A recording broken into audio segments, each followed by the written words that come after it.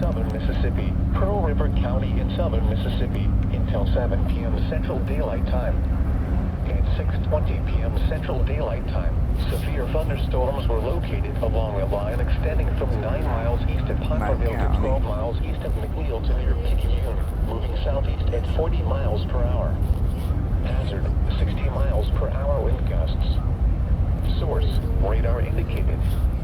Impact, expect damage to roofs, siding, and trees.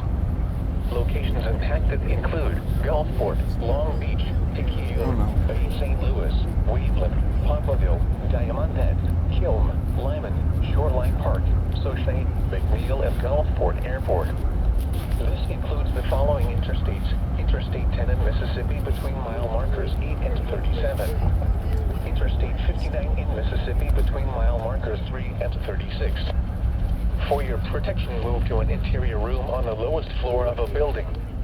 Repeating, a severe thunderstorm warning has been issued until 7 p.m. Central Daylight Time for the following counties in Mississippi: Hancock, Harrison, and Pearl River.